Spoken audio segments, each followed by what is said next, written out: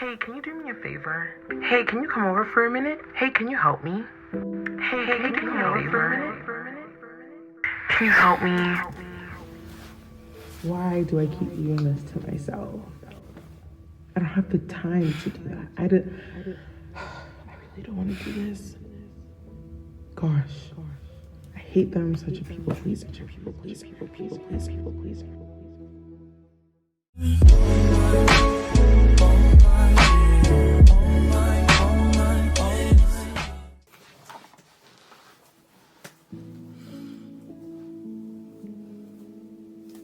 I'm Hannah, and I'm a people pleaser.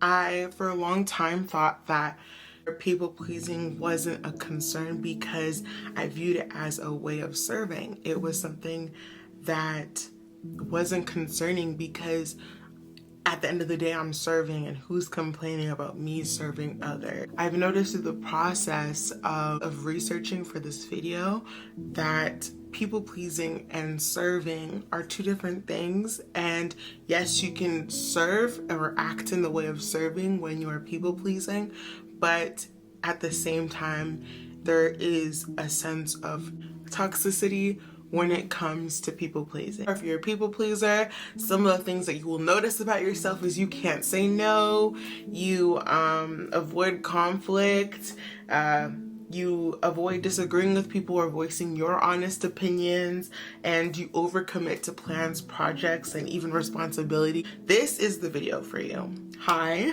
I'm Hannah. I'm 23.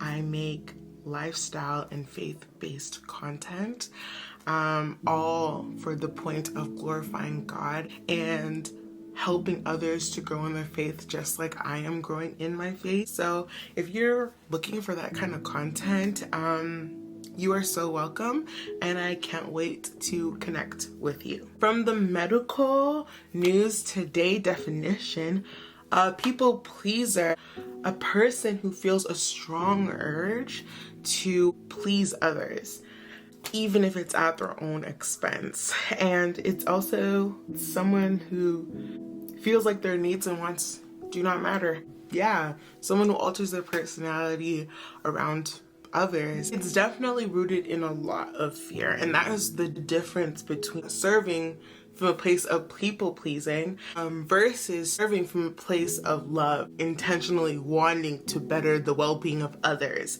And that's what we're called to do, right? In the Bible, it says to love thy neighbor, and therefore we serve them accordingly. It's not about needing them to love us, it's about us loving them. Yeah, so people pleasing is rooted from a place of fear, whereas serving is rooted from a place of humility and love for other beings. Another thing that serving does is it leads us to humble ourselves. A good example of this is when Jesus washed the feet of the disciples.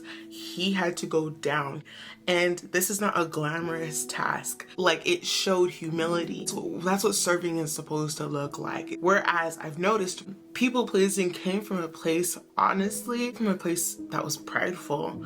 I needed validation from other people, and then I misconstrued what serving and loving others look like because I needed something out of it, which is the opposite of serving in general. And one thing about being a Christian, and one thing I've learned as I've grown in my faith, is that not everyone's gonna like you. They didn't like Jesus, and Jesus was perfect. Not everyone's gonna like you. And that doesn't mean that you are a bad person, and that doesn't give you the right to be a bad person. I'm gonna be giving questions maybe you can ask yourself when you're going through the tendencies of people pleasing. First question that I would ask myself before I say yes or before I say no, I have to ask myself, in me saying yes, is it because I truly wish to serve and love this person?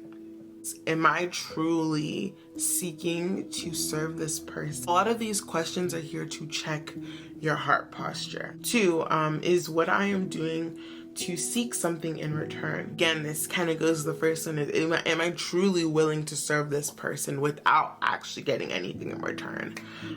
So I have the verse Galatians 5:13, and it says, For you have been called to live in freedom, my brothers and sisters. But do not use your freedom to satisfy your sinful nature. Instead, use your freedom to serve one another in love. Number 3 is, do you have time to do this? And if you do, will you do it to the best of your abilities? In 1 Corinthians 10:31 and the English Standard Version, and it says, so whether you eat or drink or whatever you do all to the glory of God. Because it may look like you're serving that person, but in you serving that person, it's not for your glory.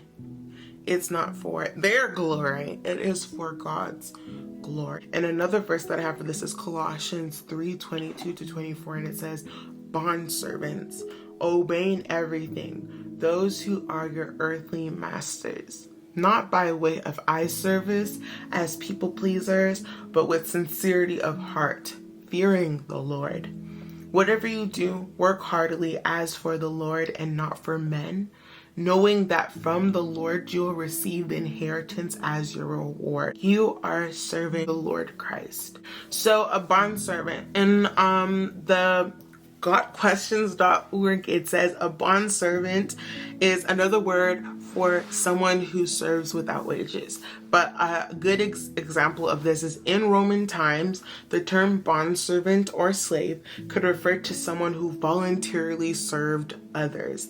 But it usually refers to one who is held in permanent position of servitude, not by way of eye service, as people pleasers do, not for anything more than just to serve others, right? You are doing this not for yourself, but for the Lord, basically. You got love.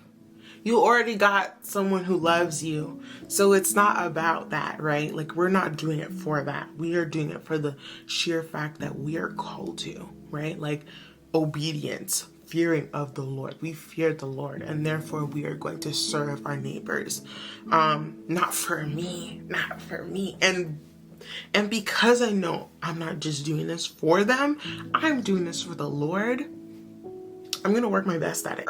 Is this act glorifying to God? Is how I speak and my agreement glorifying to God? James 5:12 says, but above all, my brothers, do not swear either by heaven or earth or by any other oath, but let your yes be yes and your no be no, so that you may not fall under condemnation. Make sure what you're doing, is it glorifying to God? Is what am I agreeing to glorifying God? Oh, because I want to avoid conflict? No. Hebrews 13:6 says in the English Standard Version, so we can confidently say, the Lord is my helper. I will not fear. What can man do to me? What is the worst that they can do? Kill you?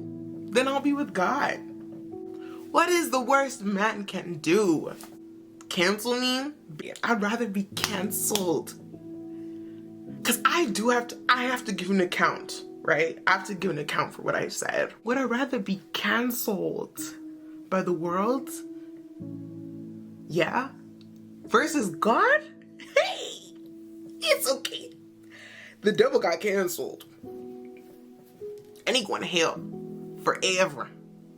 Man can do only little bits of things, yeah? They can kill me. That's like the biggest thing that they can do. Where is your heart at when you are answering and when you're talking and when you're going through the tendencies of people pleasing where you're like, I don't want to talk, I don't want to cause conflict. Check your heart posture. Is this about me? Because if it is, Is this prideful? Yes. And the last one that I have for you. Will this produce fruit? Will this produce good fruit? If you don't know how to produce good fruit, if you don't know what I'm even talking about, I have a video that I just posted about producing spiritual fruit and how to produce spiritual fruit and tips on producing spiritual fruit. Thank you guys for watching. That is the end of my video, and I'm praying for you. that was my turn to talk. Like, I said what I had to say, but I hope I can hear from you in the comments. What are some of the tips that you have for people who are people pleasing? What are some things that you have learned if you are recovering from people pleasing? I'll see you guys with another video on my channel. Bye. It's not that I don't want you here. It's something about the way you stare